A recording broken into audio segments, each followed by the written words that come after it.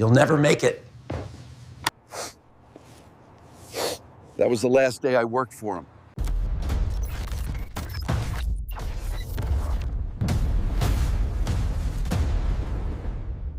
I was 23 years old.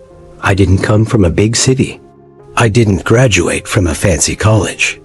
I had no powerful parents, no business connections, and no savings to fall back on.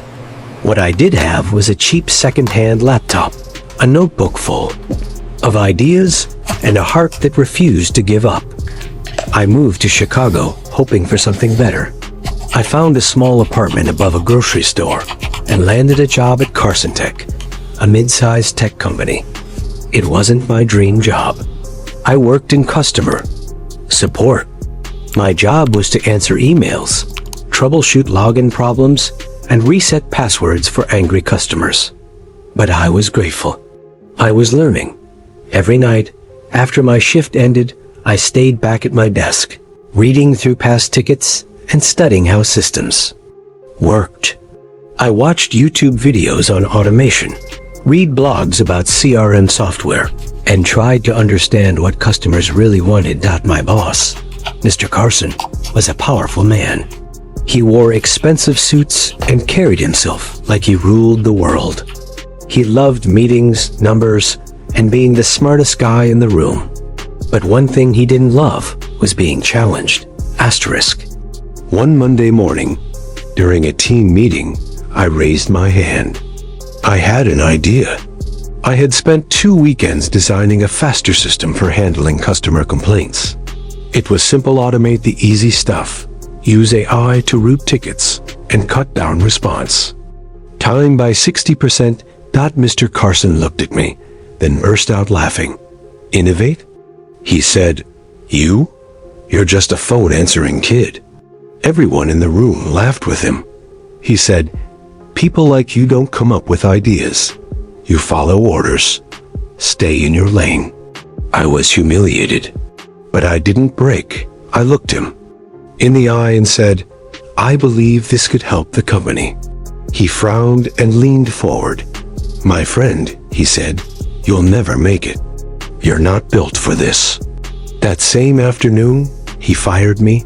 I packed up my things and walked out. I didn't cry until I reached the bus stop. The cold Chicago wind hit me in the face, and so did reality.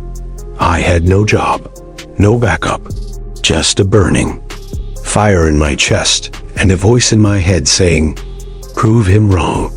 I moved into my cousin's basement. There was no bed, just a thin mattress on the floor and a small table near the boiler. I used a cardboard box as my chair. My cousin let me stay rent-free for now. I knew I didn't have much time. Asterisk. That same night, I took out my old laptop and started freelancing. I joined every platform I could find. I did small tasks: technical support, data entry, customer feedback forms. I barely made enough for groceries, but I was learning more with every job.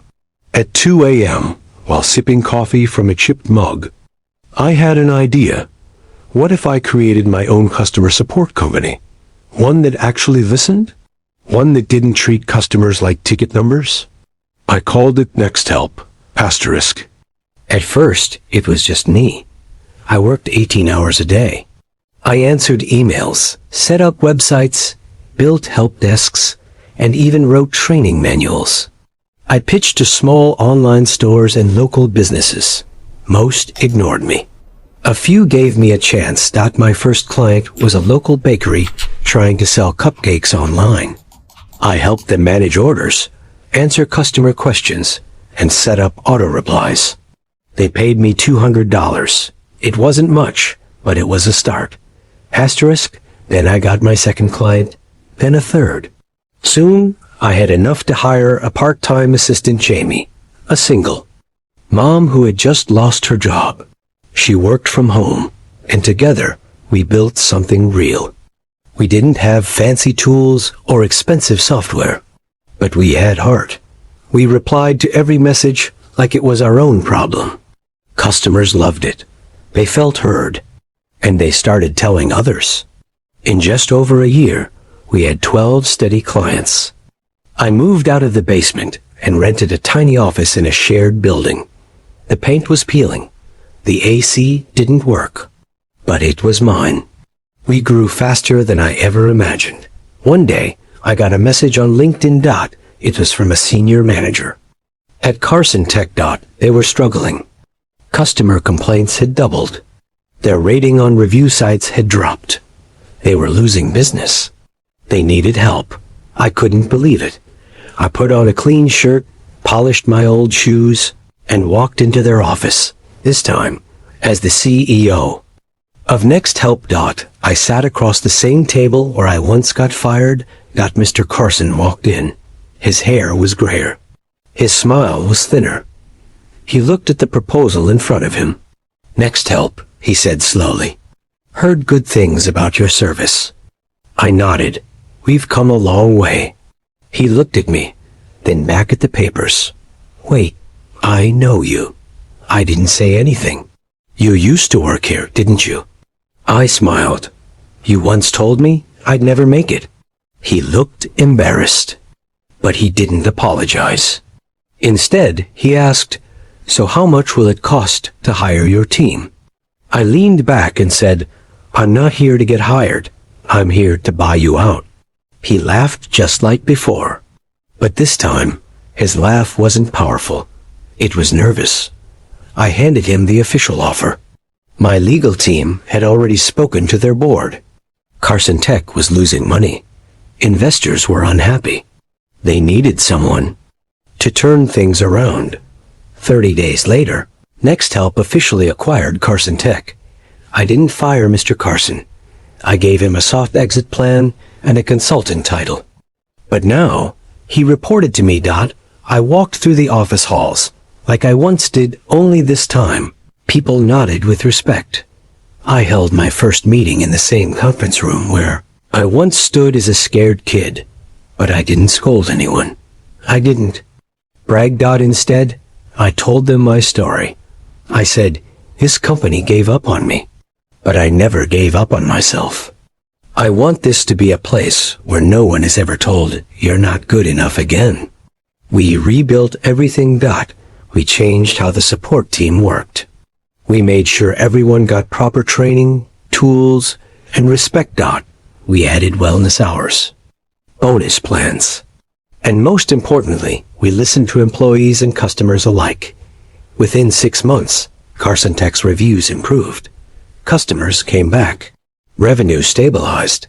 The people who had once ignored me were now looking up to me for leadership. Never raised my voice. I never got revenge. I led with heart, because I remembered what it felt like to be at the bottom. Today, Next Help runs 3 offices across the U.S. We help over 300 companies with customer support. We train young people from underserved communities. We give them jobs, hope, and purpose. Every week, I sit down with one new team member and ask about their story. And every time I hear the words, nobody ever believed in me, I smile and say, I did. What did I learn? I learned that success doesn't come from power. It comes from pain, patience, and persistence. If someone says you can't, don't argue. Just prove it. Because the best revenge is not revenge at all. It's rising so high that the people who once looked down on you now look up to you.